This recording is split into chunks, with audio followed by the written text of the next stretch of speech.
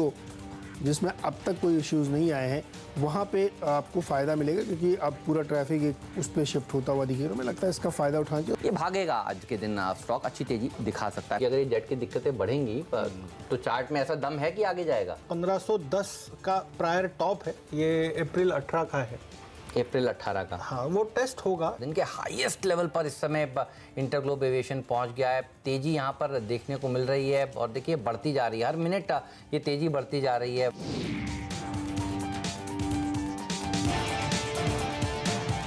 यहाँ इंटरग्लोब में भी तेजी हुई बुधवार को और स्पाइस जेट में भी जबरदस्त रैली देखने को मिली और इंटरग्लोब से आशीष चले गए अपने गांव। नीरज चले गए, माफ कीजिएगा, अपने गांव। और आशीष उसी से गए हुए हैं दिल्ली। अच्छा, वीरू भी गए। तो आशीष के साथ ये तगड़ा मुकाबला होने वाला है। चलिए जल्दी से देख लेते हैं कि पिच रिपोर्ट किस तरह से निकल कर आ रही है। आशीष बताइए कैसी लग रही है पिच? पिच अच्छी है, पिच अच्छी इसीलिए क्योंकि हम लोग सब इंतजार कर रहे थे फेड की बैठक का और आउटकम आने का, और आउटकम बड़ा अच्छा आया है। फेड डविश ही नहीं, बहुत ज्यादा डविश साउंड कर रहा है, जो बाजार उम्मीद नहीं कर रहा था उससे ज्यादा।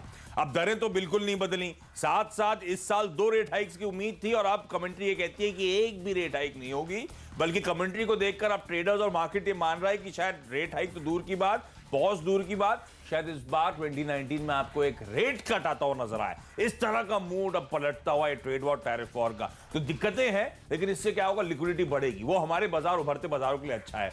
ब्रेक्जिट को लेकर भी जो खतरा था, 29 मार्च के सामने तलवार लटकी थी डेडलाइन की, वो डेडलाइन एक्सटेंड कर दी यूरोपियन यूनियन ने। तो ये दोनों खबरें इंटरनेशनल फ्रंट पे तो पॉजिटिव हैं। ओवरहैंग थोड़ा सा छटता हुआ नजर आ रहा है और इसीलिए शायद अगर आप 1-2 दिन को एडजस्ट करें तो दरअसल भारतीय बाजार एसजेएक्स निफ्टी दिखा रहा है 40-50 पॉइंट तो ऊपर शायद खुलते हुए नजर। बिल्कुल, तो बल्लेबाज हैं सारे के सारे, कुछ गेंदबाजों को भी जगह दिया है। एक गेंदबाज, अदरवाइज मूड तो खरीदारी। ऑलराइट, चलिए तो मेरे टीम में भी आपको सब बल्लेबाजी मिलेंगे, यानी खरीदारी करने की ही राय है। बहुत सारे स्टॉक्स है जो मिड कैप्स हैं जहां पर अच्छा प्रदर्शन देखने को मिल सकता है। शुरुआत करूंगा मैं दरअसल वी गार्ड से, और जनरली हम देखते हैं कि वी गार्ड, सिम्फनी, वोल्टास, इन सब में गर्मी के सीज़न जब चरम पर होता है तब बड़ी तगड़ी रैली बन चुकी होती है। तो अब होली जो त्यौहार है वो उसमें जनरली आप देखिए सर्दियां खत्म होती हैं और गर्मियां का सीज़न शुरू हो जाता है, तो इसलिए वी गार्ड को हम अपनी टीम में शामिल कर रहे हैं। इससे पहले याद करिए सिम्फनी वगैरह को भी हमने अपनी टीम में शामिल किया, तो अच्छा प्रदर्शन इन सारे स्टॉक्स ने दिखाया था। इन्वेस्टर्स की एक बैठक होने वाली है इनकी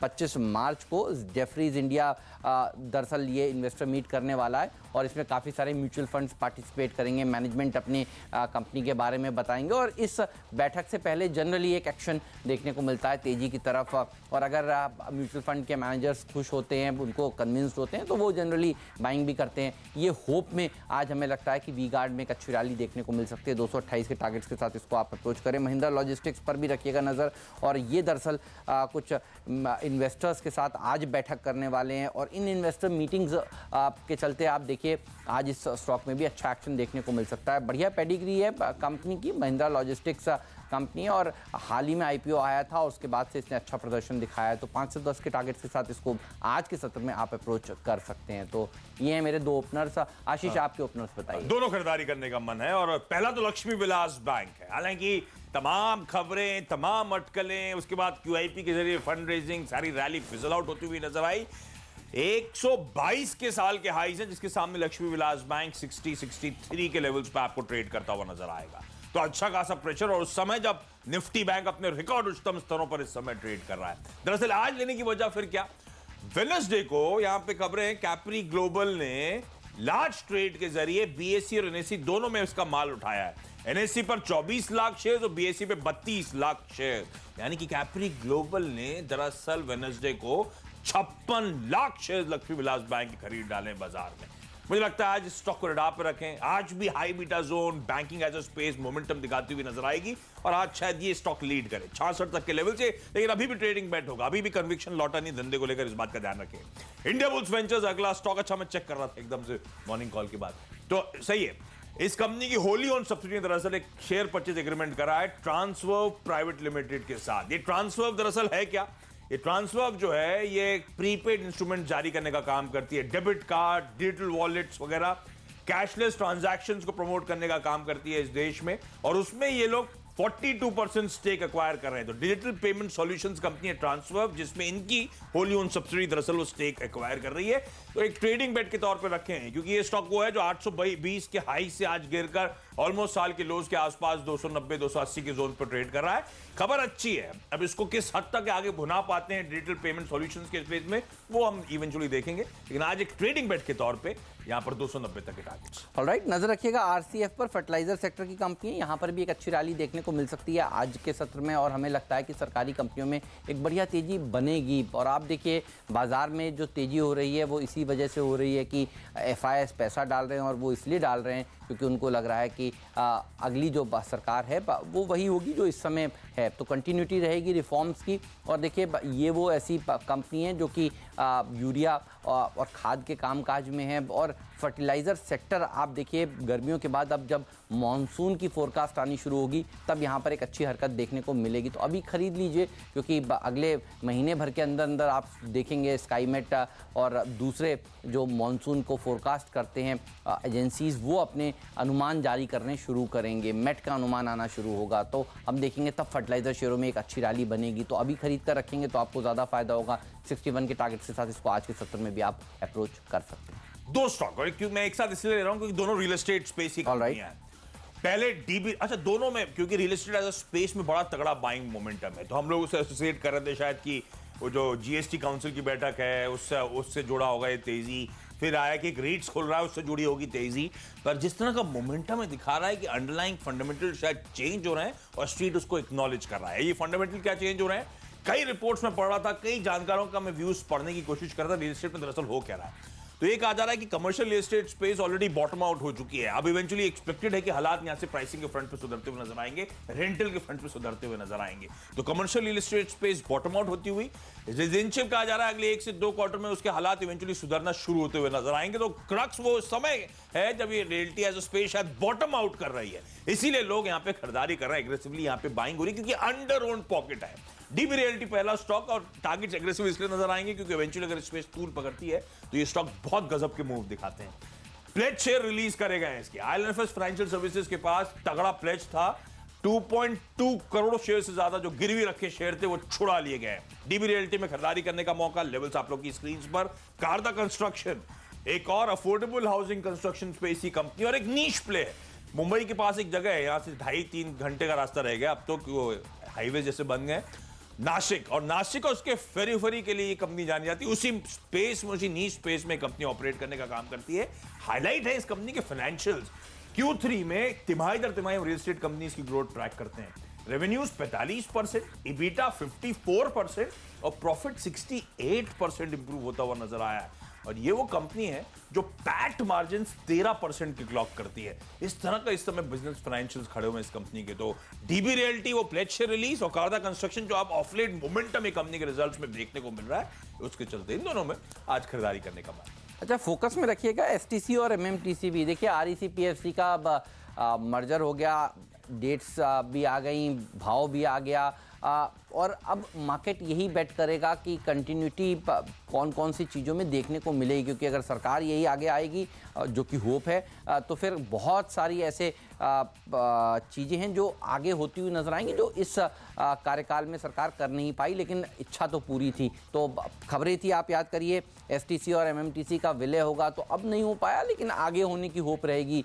ये स्टॉक्स भी जब भागते हैं तो बहुत ही बढ़िया प्रदर्शन दिखाते हैं, क्योंकि आज लैक ऑफ आइडियाज़ भी हैं। देखिए मार्केट में एक दिन की होली की छुट्टी के बाद लौट कर आए हैं, तो फिर वो इस तरह के जो प्लेज हैं वो दरअसल अच्छा प्रदर्शन दिखाएंगे। और अब अर्निंग सीजन देखिए शुरू होगा, अगले महीने से 12 तारीख को इन्फोसिस के नंबर्स आएंगे, तब तक कम से कम हमें लगता है इस तरह के जो थीम्स हैं वो आउट परफॉर्म कर सकते हैं। 29 के टारगेट्स एमएमटीसी में देखने को मिल सकते हैं और एसटीसी में भी 145 तक के लेवल्स आज के सत्र में बन सकते हैं, इस पर रखिएगा नजर। अच्छा, एक और दिग्गज, मैंने लक्ष्मी विलास बैंक की बात करी थी, पर उसके पीछे रीजन था कैप्री ग्लोबल ने एग्रेसिव बाइंग करी। एक स्टॉक, एक स्पेस जो पसंद आने लगी है वो है इंश्योरेंस रिलेटेड। तो आईसीआईसीआई प्रू स्पेस में से वो स्टॉक हो सकता है जहां पे आप दाव लगा के चलें। ये सब स्टॉक करेक्ट हुए हैं। आईसीआईसी प्रू के साल के हाईज थे 460 के, और अब ये स्टॉक जो कहीं नीचे 125 रुपए नीचे 340 के लेवल्स के आसपास इस समय कामकाज करता हुआ। और इंश्योरेंस एज अ स्पेस में जो ऑफलेट, क्योंकि वैल्यूएशंस रिच होने चले गए थे तो करेक्शन भी देखने को मिला है, अब इन लेवल्स के आसपास स्पेस अट्रैक्टिव है।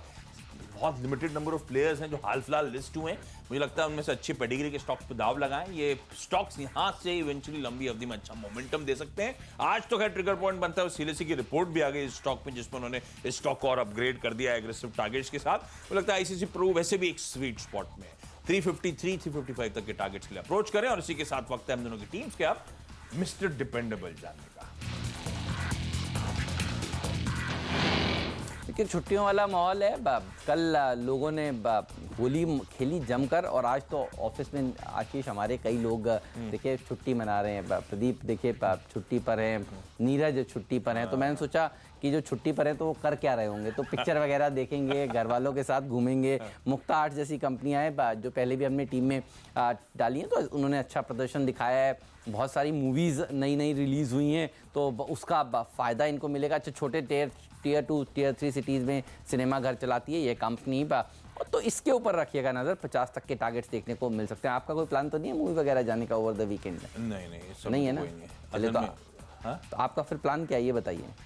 इस वीकेंड मेरे ख्याल से मैं नेटफ्लिक्स बहुत सारी मूवीज देखने वाला हूँ। क्यों? क्योंकि मेरी फैमिली आज जा रही है अपने घर, पूरे बच्चे जा रहे हैं नानी के पास। अरे वाह, तो वीकेंड मेरे लिए पूरी मूवीज देखने के लिए खुला हुआ है। चलिए, तो मूवीज देखेंगे लेकिन नेटफ्लिक्स पे आप देखेंगे। बताइए आपका डिपेंडेबल। जाने का मन नहीं करता हॉल में। हाँ, अकेले आप कैसे जाएंगे? सही बात है। चलिए, डिपेंडेबल तौर पे एक इंटरेस्टिंग प्ले है जयकॉर्प। मैं वैसे भी कह रहा हूँ हाई बीटा का दिन है, फाइनेंशियल्स में अच्छा मोमेंटम। मैंने रियल एस्टेट स्पेस को हाईलाइट करा, इंफ्रा स्पेस से जोड़ लीजिए इस कंपनी को। और इस कंपनी के लिए अच्छी बात यह है कि नवी मुंबई में जो इनके तमाम एसेट्स हैं जिस पे हम लोग वैल्यू अनलॉक होने की बात करते हैं, वो एसईजीज में जो इनके पास तगड़े स्टेक्स हैं, अब वहां पर एसईजी में इनके जो सीनियर पार्टनर हैं वो इन्वेस्टमेंट्स करने की बात कर रहे हैं। वो तो ओवर द वीकेंड का था नहीं, छुट्टी से लौट कर तो वीकेंड की फीलिंग आ जाती है। लेकिन ये जो एक दिन का गैप था उसमें खबरें इस तरह की आती हुई कि उसमें एसेट्स में पैसा झोंका जा रहा है, तो जयकॉर्प के लिए अच्छी खबर आती हुई। अच्छा, जयकॉर्प ये वो स्टॉक है जो 170 180 के हाई से इस समय करेक्ट होकर कामकाज कर रहा है। तब वो फ्रेंजी बनी थी, आपको याद होगा, स्टॉक में, जब वो नवी मुंबई एयरपोर्ट को लेकर तमाम खबरें आनी शुरू हुई थी।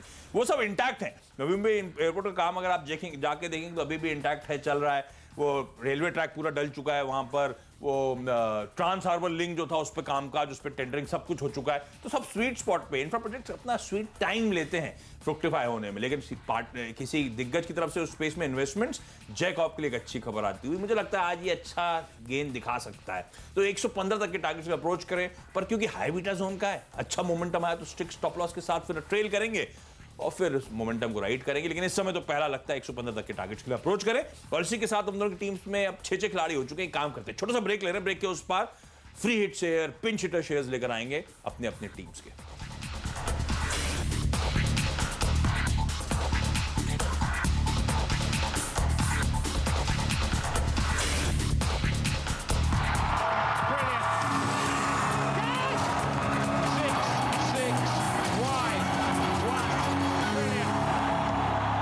ब्रेक के बाद आपका स्वागत है। और चलिए अब आगे के 2 खिलाड़ी हम लोग की टीम्स के बता देते हैं, और मैं दोनों एक साथ बताऊंगा आपको। पहला है कार्बोरंडम यूनिवर्सल। आपको याद होगा अलर्ट करा था सीएनबी सिवाज ने वेडनेसडे को, आपको किस तरह का तगड़ा वॉल्यूम ब्रेकआउट स्टॉक में देखने को मिल रहा है। अब खबर भी सामने आती हुई, सुंदरम म्यूचुअल फंड, जिनके फंड मैनेजर साहब तो यहीं बैठे हुए थे वेडनेसडे को शाम को, बताया सुनील सुब्रमण्यम साहब। हाँ, सुनील सुब्रमण्यम साहब। 13 लाख शेयर उन लोगों ने खरीदारी करी कार्बोरंडम यूनिवर्सल के, असल में वेडनेसडे के ट्रेडिंग सेशन में, और इसीलिए ये स्टॉक रेडार पे रखे हैं। वैसे ऑफ लेट कुछ प्रेशर आया है स्टॉक में। मुरुगप्पा ग्रुप की कंपनी है जो अच्छा, हम सवाल भी उनसे पूछ रहे थे। हमने कहा मुरुगप्पा ग्रुप की कंपनियां तो अच्छी लगती हैं आपको? हाँ, मेरे को याद है एक बार बातचीत इस पे हुई थी, तो मैं कमेंट नहीं करना चाहूंगा। वन ऑफ द लार्जेस्ट और ओल्डेस्ट कॉन्ग्लोमरेट्स है मुरुगप्पा ग्रुप, ध्यान रखें। और कार्बोरंडम यूनिवर्सल जो है ये abrasive, ceramics, refractories, aluminium oxide, ये तमाम प्रोडक्ट्स बनाने की बहुत पुरानी कंपनी है। अब ये रडार पे आती हुई, मेरे को लगता है खरीदारी करें। अच्छी पेडिग्री की कंपनी, अच्छा अपसाइड दे सकती है। आरईसी इकलौता, आज मैंने कहा था एक सेल कॉल है, वो आरईसी है। पीएफसी आरईसी इस हफ्ते आपने देखा होगा मंडे ट्यूसडे और रिकॉर्ड उच्चतम स्तरों पे स्टॉक कामकाज कर रहे थे, जबकि अंडरलाइंग फंडामेंटल्स में ऐसा कोई खास बदलाव नहीं हुआ है। पर तेजी इसीलिए आ रही थी क्योंकि सरकार के साथ वो फाइनल डील होनी थी। पीएफसी आरईसी का स्टेक सरकार का एक्वायर करने वाली थी। बाजार होपफुल था कि कोई बड़ा एग्रेसिव प्राइस टारगेट्स आ सकते हैं, डिसइन्वेस्टमेंट के टारगेट सरकार के मीटअप करे जाएंगे, और इसीलिए वो जैकअप करा जा रहा था स्टॉक भी उस होप पे। पर वो वेडनेसडे के शाम को खबर आ गई, सरकार ने फाइनल नोट दिया है कि पीएफसी आरईसी में 139 रुपीज 50 पैसे पे ये माल खरीदेगी। ये स्टॉक तेजी करते करते तो 145 के आसपास पहुंच गया है। तो मुझे लगता है वैसे ही नेचुरली गैप डाउन खुलेगा और अब वो पूरी रैली अब मुझे लगता है फिजल आउट होना शुरू होगी इन स्टॉक्स में, क्योंकि अब वो मर्जर रिलेटेड जितना भी अपडेट्स आने थे वो हमारे सामने आ चुके हैं। मुझे लगता है आज एक गैप डाउन, उसके बाद भी इवेंचुअली शायद प्रेशर और माउंट होता रहता है स्टॉक। तो इस लिहाज से 140, फिर उसके बाद देखिएगा किस तरह। तो जब से ड्रेजिंग के लिए प्राइस ऊपर आया ना, तो सबको लगा कि हर कंपनी में जो भी इस तरह का होगा तो शेयर परचेज एग्रीमेंट जो है भाव ऊपर ही आएगा। तो ड्रेजिंग में तो तेजी हुई थी, लेकिन अब देखिए इसमें आज डिसअपॉइंटमेंट हाथ लगेगा। तो कहते हैं ना, एक ही चश्मे से सब कुछ नहीं देखना चाहिए, हर चीज़ अलग होती है। नजर रखिएगा सायाजी होटल्स पर और ताज जीवी के होटल्स पर। होटल सेक्टर के लिए भी देखिए ये जो सीज़न अब चलेगा और ख़ास तौर पर छोटे मझौले होटलों के लिए वो बहुत ही बढ़िया रहने वाला है। देखिए चुनाव है देश में, तारीखें का ऐलान हो चुका है। जनरली हम देखते हैं छोटे वाले जो होटल्स होते हैं टियर 2 टियर 3 सिटीज़ में 5 स्टार्स नहीं 4 स्टार्स 3 स्टार्स वाले होटल्स, और ये कंपनी जो सायाजी है वो इसी तरह के कामकाज में है। उनके लिए अच्छी डिमांड दरअसल बनती है, क्योंकि आप सब जानते हैं होटल्स में ऑक्यूपेंसीज बढ़ जाती हैं। और वैसे भी अब गर्मियों के छुट्टियों की देखिए लोग प्लानिंग करने लगे हैं तारीखें, क्योंकि सबको पता है लेट करेंगे तो महंगे मिलेंगे होटल्स। और आप देखिए एयरलाइन में जिस तरह की तेज़ी देखने को मिल रही है उसका भी देखिए फ़ायदा होटल सेक्टर को मिलता है। ऐसा तो हो नहीं सकता कि एयरलाइन के शेयर भागें और होटल शेयर पीछे रह जाए। तो आप देखिए बुधवार को क्या हुआ था, बुधवार को एक बहुत ही तगड़ी रैली एविएशन शेयरों में देखने को मिली थी। जनरली ऐसा देखा जाता है कि जब एविएशन शेयर भागते हैं तो उसके साथ साथ होटल शेयर भी कैचअप करते हैं। तो इसीलिए इस लॉजिक से दरअसल आज हमने 10 के जो खिलाड़ी हैं उसमें से 4 कंपनियां होटल स्टॉक्स चुने। 2 तो मैंने आपको बता दी, 2 बताऊंगा छोटे से ब्रेक के बाद। तो ब्रेक का वक्त है और ब्रेक के उस पार हम आपको बताएंगे पावर प्लेस कौन से हैं। आशीष के पावर प्लेस जानेंगे और उसके बाद आज के कैप्टन चॉइस की बारी होगी और फिर शुरू करेंगे मुनाफे की तैयारी।